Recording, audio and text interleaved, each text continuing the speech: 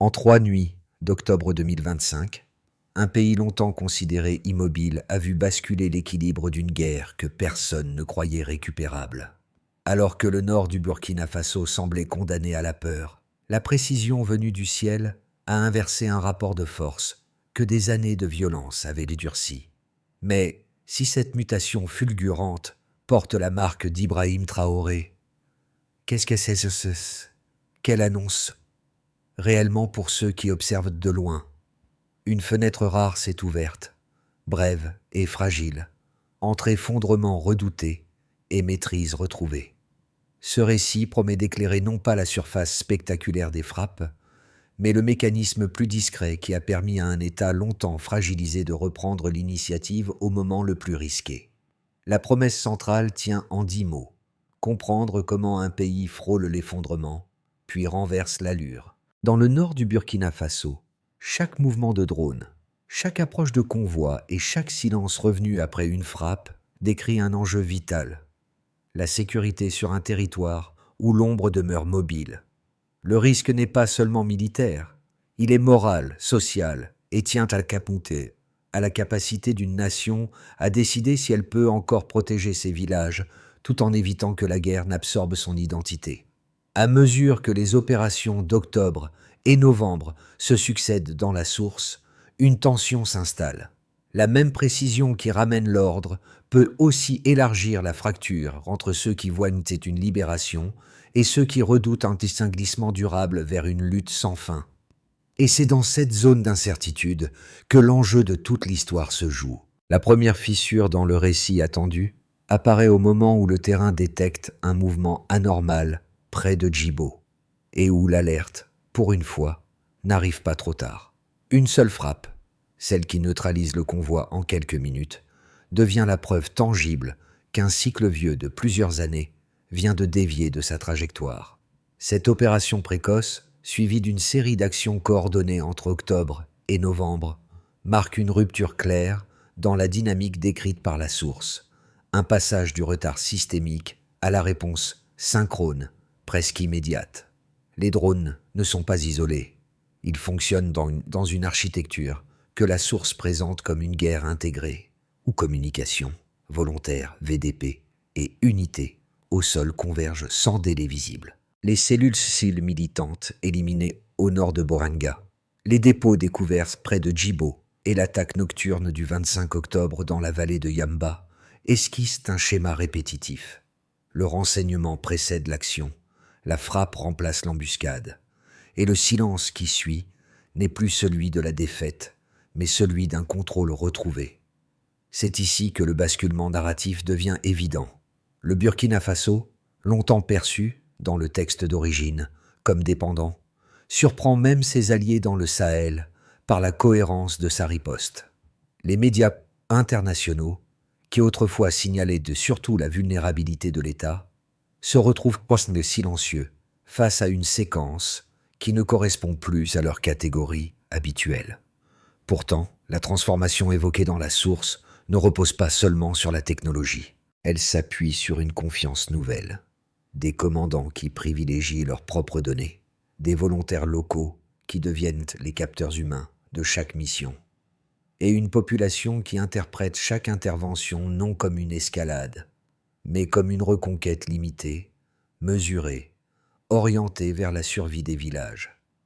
C'est à partir de cette chaîne de causalité, alerte, frappe, maîtrise, que l'histoire gagne sa cohérence interne. Un pays longtemps réactif devient, pour un instant décisif, l'acteur qui dicte le tempo. Les premiers acteurs que la source met en avant ne sont pas les officiers en salle de commandement, mais les volontaires locaux auxquels le texte attribue un rôle décisif dans la circulation du renseignement. Leur présence transforme la cartographie du Nord. Chaque piste, chaque vallée, chaque déplacement inhabituel remonte plus vite, permettant aux unités au sol d'éviter les embuscades qui autrefois fixaient l'armée dans une posture défensive. Cette proximité crée une dynamique nouvelle, où l'information, plutôt que les armes, devient le premier levier d'impact tangible pour les villages. Le second guide narratif est constitué des soldats.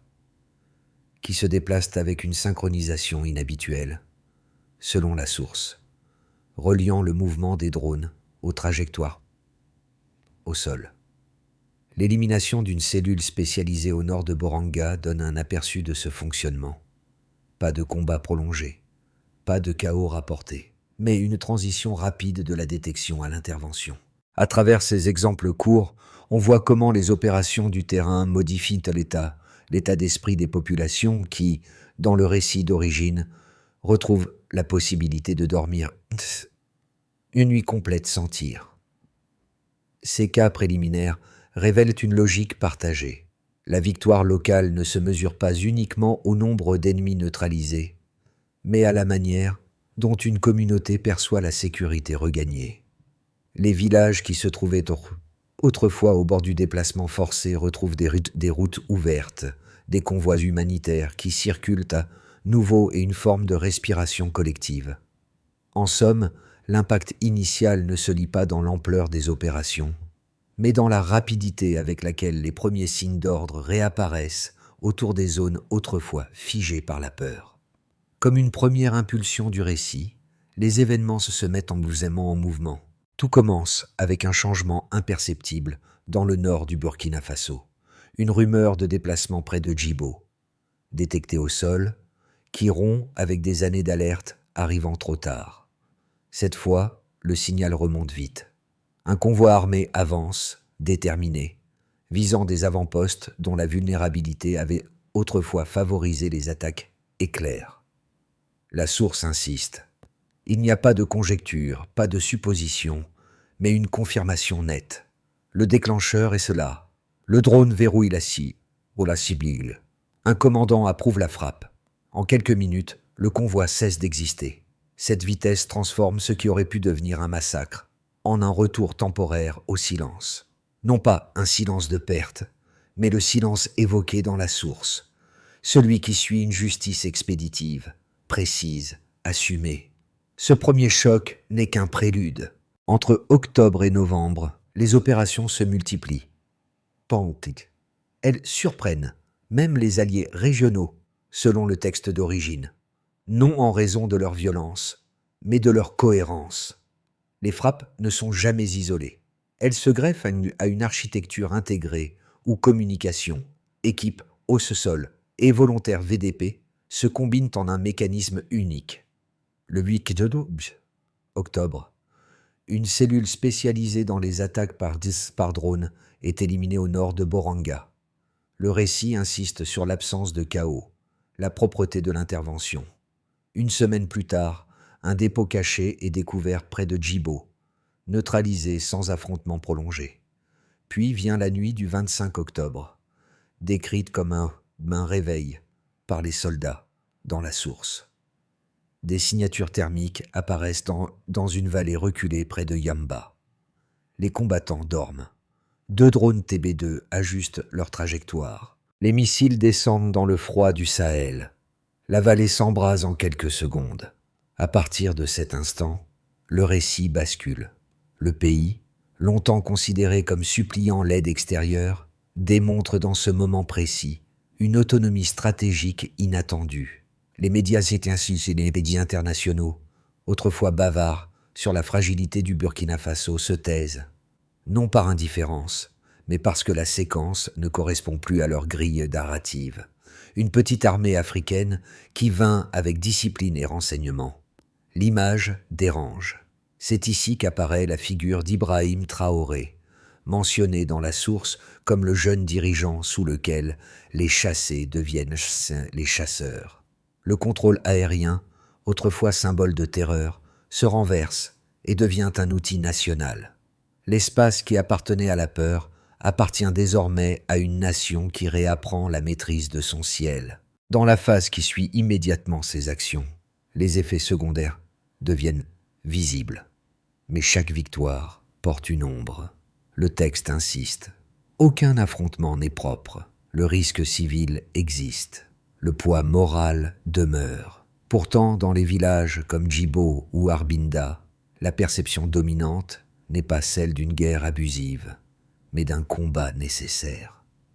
Mieux vaut se battre debout que mourir à genoux, dit la source. En novembre, les informations relayées confirment des centaines de militants neutralisés, des routes rouvertes, des convois de grains et de médicaments atteignant enfin le nord.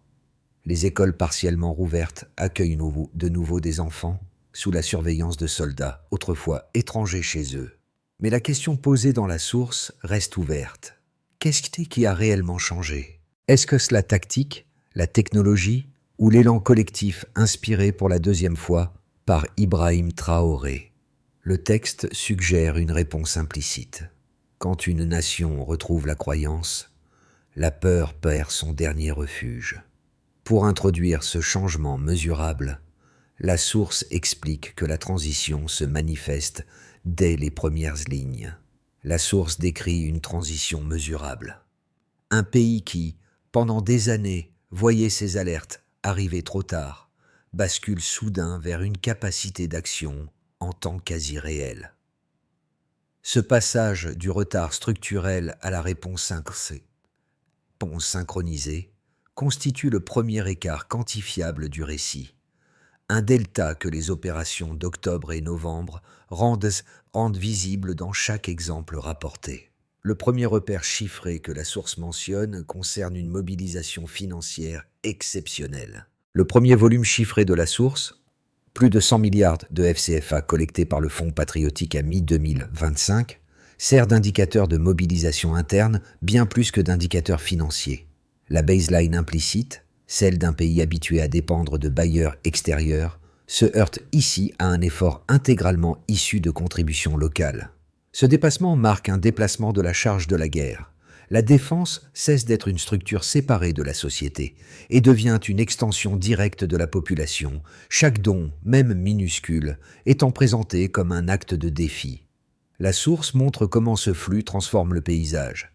Des chauffeurs de taxi offrent une journée de revenus, des enseignants prélèvent une part de leur salaire, des agriculteurs envoient du riz ou du carburant. Ce delta, non pas la somme absolue, mais la provenance, soutient l'idée que la cohésion sociale devient un facteur opérationnel mesurable. Le deuxième repère chiffré évoqué par la source illustre l'ampleur des opérations menées sur le terrain. Le texte mentionne ensuite des centaines de militants neutralisés en novembre. Chiffre imprécis mais suffisant pour illustrer la montée en efficacité décrite. La baseline, dans les années précédentes, était celle d'un territoire où les groupes armés circulaient librement entre Djibo, Arbinda, Yamba et Borzanga, frappant puis disparaissant. Le delta apparaît lorsque les routes critiques rouvrent, que les convois humanitaires atteignent le nord et que les écoles partiellement fermées reprennent leurs activités. L'important n'est pas le total exact, que la source ne précise pas, mais la corrélation qu'elle dessine. Un volume à l'échelle élevée de neutralisation précède la réouverture de certains axes jugés impraticables. Dans le récit, la sécurité ne s'exprime pas par un catalogue de chiffres, mais par les conséquences immédiates que ces chiffres suggèrent. Circulation restaurée, retour des élèves, diminution de la peur nocturne. Le troisième repère chiffré souligne le poids stratégique des ressources consacrées à la sécurité. Le troisième donnée chiffrée, 28% du budget national consacré à la défense et à la sécurité, sert d'indicateur structurel, non d'évaluation de performance. Le baseline historique indiqué par la source reste implicite, mais l'écart est évident. Jamais auparavant dans l'histoire moderne du pays, une telle part n'était affectée à ces secteurs. Ce delta est interprété dans le texte comme un pari existentiel. Survivre ou disparaître. Ce pourcentage explique plusieurs tensions que le récit signale ensuite. Hôpitaux à court de médicaments, écoles fermées, villages déplacés, agences humanitaires inquiètes d'une famine imminente. La logique quantitative ici n'est pas comptable, elle est sacrificielle. Plus la défense absorbe de ressources, plus la société civile porte la charge. Deux lectures opposées émergent dans la source lorsqu'elle décrit la montée en puissance militaire et sociale du Burkina Faso. La première, soutenue par certaines voix extérieures et des organisations de défense des droits, perçoit cette mobilisation comme le signe d'un glissement autoritaire. Concentration du pouvoir, journalistes détenus pour avoir posé des questions jugées sensibles, élections reportées par dissolution de la commission électorale indépendante en août 2025. Pour ces observateurs, l'intensification du contrôle sécuritaire, combinée aux sacrifices civils visibles, hôpitaux manquant de fournitures, écoles fermées, villages déplacés, représente le coût préoccupant d'une militarisation rapide. Leur thèse repose sur une idée précise. Lorsque la guerre devient identité, la paix s'éloigne et l'État risque de se rigidifier au-delà du provisoire. La seconde lecture, dominante du point de vue intérieur selon le texte, s'appuie sur la perception des habitants de Djibo, Yamba, Arbinda ou Borzanga. Pour ces communautés, la question centrale n'est pas la forme institutionnelle, mais la survie immédiate. Le récit dit que les habitants préfèrent de se battre debout que mourir à genoux, qu'ils mesurent la sécurité non dans des abstractions politiques, mais dans la possibilité simple de dormir une nuit entière sans coup de feu. Des routes rouvertes, le retour partiel des écoles, des convois humanitaires qui circulent à nouveau. Ces éléments servent d'argument à ceux qui considèrent la mobilisation nationale comme un acte nécessaire, plutôt qu'un danger structurel. Les sacrifices civils ne sont pas niés dans le texte, mais intégrés, comme le prix d'une souveraineté recouvrée. Face à ces deux positions, la source propose implicitement une réponse nuancée. La transformation du pays ne peut pas être interprétée uniquement par la grille démocratique ou par la logique de survie. Elle évolue dans un espace où la menace armée demeure mobile, où la cohésion intérieure compense le manque de ressources, où la guerre modifie simultanément les institutions et les attentes sociales. Ainsi, l'argument Strongman, selon lequel les critiques étrangères ignorent la douleur passée, trouve un contrepoint dans l'avertissement subtil du texte. Aucune victoire, même nécessaire, n'est sans coût moral et humain. L'équilibre instable entre protection et dépassement des limites institutionnelles demeure la tension structurante de tout le récit. Ils ont changé le centre. La source indique qu'à mesure que les victoires s'enchaînent dans le Sahel, un glissement moins visible se produit. La frontière entre soldats et citoyens commence à se brouiller, transformant la nation en une structure d'effort collectif plutôt qu'en un simple appareil militaire. Ce renversement discret représente le véritable midpoint du récit, car il montre que la mobilisation n'est plus seulement verticale, armée vers population, mais latérale, diffusée dans chaque métier, chaque groupe, chaque espace encore habité du Nord. Les contributions spontanées, du chauffeur de taxi à l'étudiant qui analyse des images de drones, réagencent la relation entre l'État et ceux qui vivent la guerre au quotidien, donnant à Ibrahim Traoré une base sociale que le texte décrit comme à la fois puissante et fragile. Ce moment charnière ne change pas la menace, mais modifie le cadre moral dans lequel elle est affrontée. La survie cesse d'être un devoir imposé et devient un engagement partagé, avec le risque que cette unité, une fois consolidée, rende plus difficile tout retour vers une normalité civile. Les opérations décrites dans la source produisent un effet immédiat sur la structure étatique. L'appareil sécuritaire gagne en cohésion, les centres de commandement régionaux se rapprochent des zones de conflit et les communications migrent progressivement vers des systèmes contrôlés localement. Ces ajustements réduisent les temps de réponse et réorganisent un État qui, selon le texte, se reconstruisait depuis zéro dans certaines régions. Les dépôts enterrés, les pistes d'atterrissage rénovées et la logistique repensée attestent d'une administration en guerre permanente, structurée autour de la survie. Cette évolution renforce l'autorité politique dans l'immédiat, mais introduit aussi une dépendance durable envers un mode d'organisation d'urgence, rendant plus flou le passage éventuel vers un fonctionnement civil normalisé. La source montre que la guerre recompose profondément l'économie. Les routes autrefois encombrées de marchandises agricoles ou minières deviennent des couloirs de ravitaillement militaire, modifiant les flux et compressant les marges des producteurs comme des commerçants.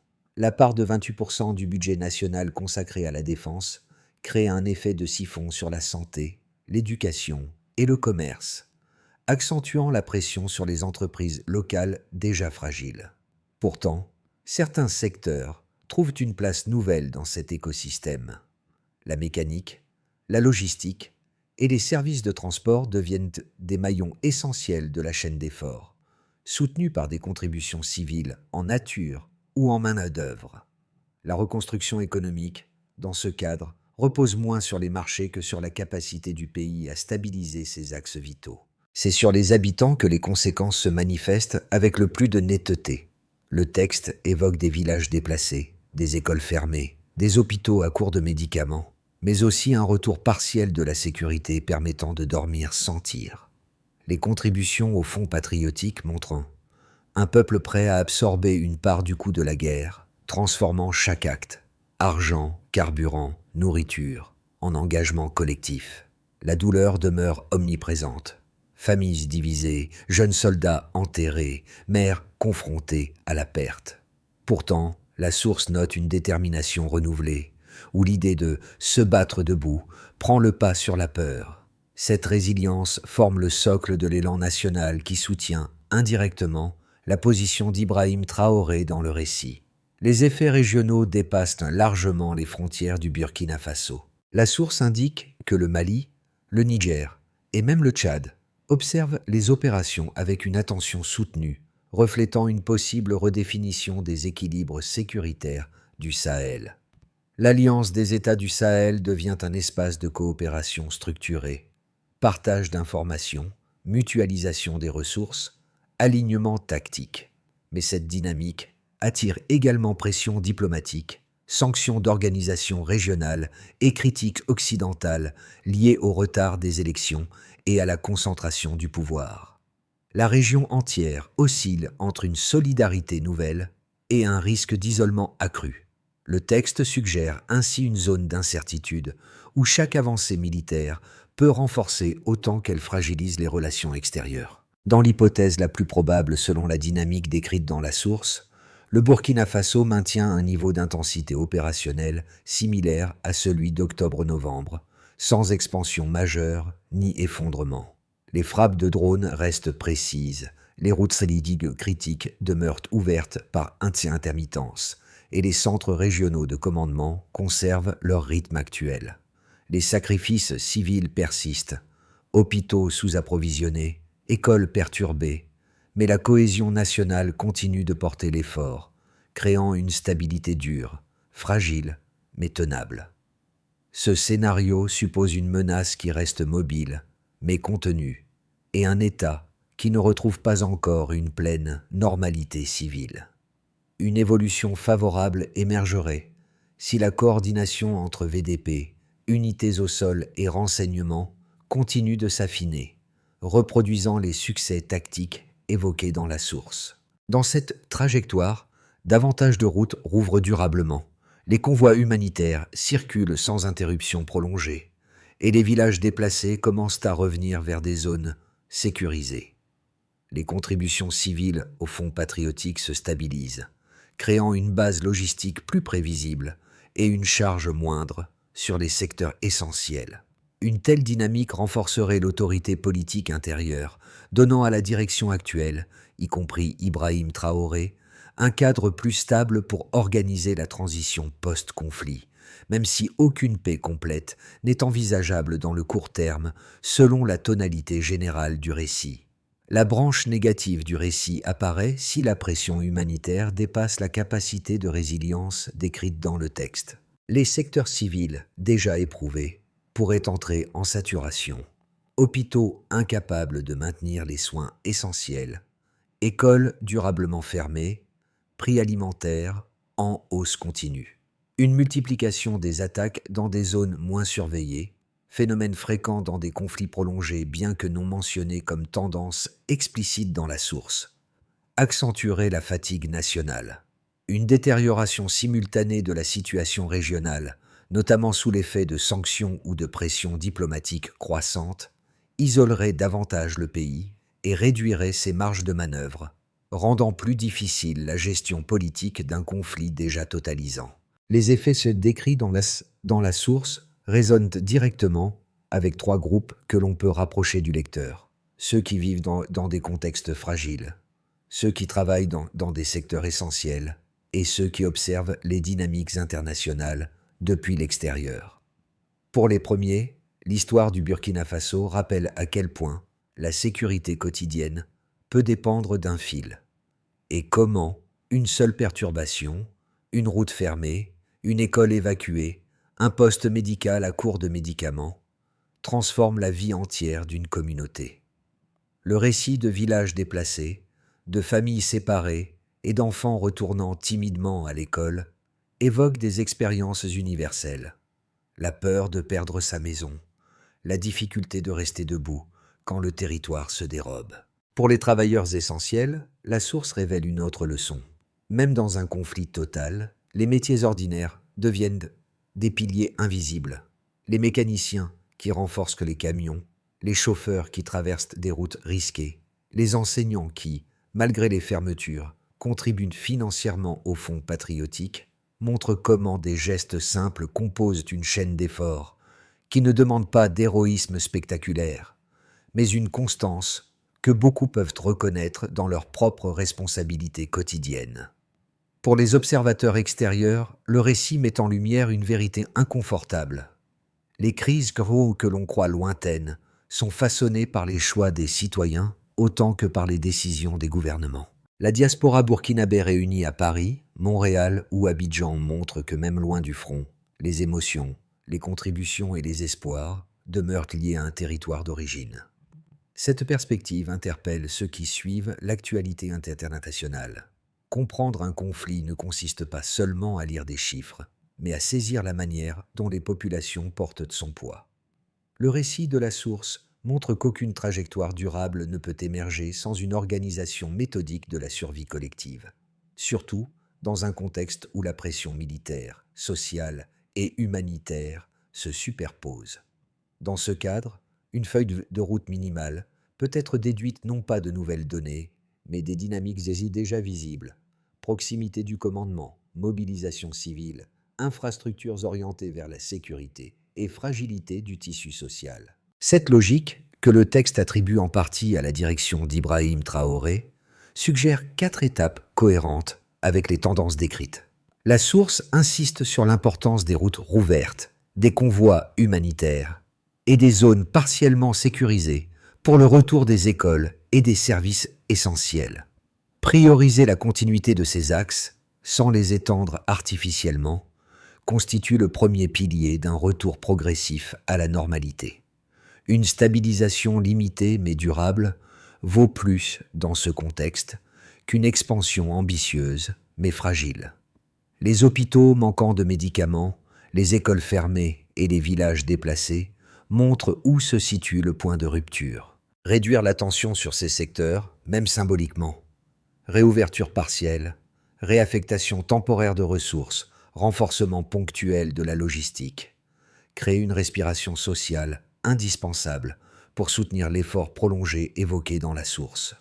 Le fonds patriotique, les contributions en nature et l'engagement diffus des citoyens forment une architecture invisible, mais déterminante. Maintenir cette énergie suppose de préserver la confiance. Communication claire, reconnaissance publique de l'effort, visibilité des résultats dans la vie quotidienne. La stabilité de ce réseau constitue un amortisseur crucial dans la durée. Le texte montre que la guerre peut facilement devenir identité. Pour éviter cet ancrage, une planification graduelle, même minimale, permet de tracer une ligne future. Institutions, services essentiels, rythme civil. L'objectif n'est pas la paix immédiate, mais la possibilité de l'envisager sans rompre la cohésion intérieure. Le récit revient naturellement vers ceux qui, dans la source, formaient la première ligne invisible. Les volontaires locaux, dont les alertes rapides avaient changé le rythme des opérations. Leur présence, évoquée comme le tissu discret reliant chaque mission, devient ici le motif qui boucle l'arc narratif. Ils ne sont ni héros solennels, ni figures publiques, mais les mêmes chauffeurs, agriculteurs et guetteurs du terrain dont la vigilance avait permis aux frappes dites initiales de ne pas arriver trop tard. Dans cette lumière, la transformation du pays ressemble moins à une succession d'opérations qu'à une accumulation de gestes minuscules, tous orientés vers la survie. C'est pour cela que la figure d'Ibrahim Traoré, dans la source, apparaît comme un point de convergence, plutôt qu'un moteur unique. L'élan part d'en bas, puis remonte vers l'État, avant de redescendre dans la poussière des pistes où tout commence. Ce retour au motif initial rappelle que la guerre décrite n'est pas seulement affrontement ou stratégie, mais une manière pour un peuple de refuser l'effacement. Le texte laisse entendre que la dignité ne s'exprime pas dans les victoires spectaculaires, mais dans la capacité de tenir lorsque tout s'effrite autour. Et c'est précisément ce fil ténu, vigilance ordinaire, courage quotidien, qui donne au récit sa profondeur finale. Le récit présenté dans la source laisse une impression durable, celle d'un pays qui avance dans l'incertitude, guidé par l'unité de ses habitants et par la nécessité de survivre malgré les secousses. Cette trajectoire résonne au-delà du Sahel, car elle interroge chacun sur la manière dont les nations se transforment lorsqu'elles n'attendent plus d'être sauvées par d'autres. Dans cette perspective, partager ou discuter une histoire comme celle-ci n'est pas un simple geste d'intérêt. C'est une manière d'élargir la compréhension collective d'un conflit trop souvent résumé à quelques lignes de dépêche. Les voix du terrain, les gestes ordinaires et les sacrifices silencieux méritent d'être portés plus loin, surtout lorsqu'ils montrent comment la cohésion peut naître dans les moments les plus sombres. Si vous souhaitez que d'autres explorent cette narration avec le même regard attentif, vous pouvez relayer, commenter ou ouvrir le débat autour d'elle. À votre avis, quelles histoires méritent aujourd'hui d'être entendues avant qu'elles ne disparaissent dans le silence ?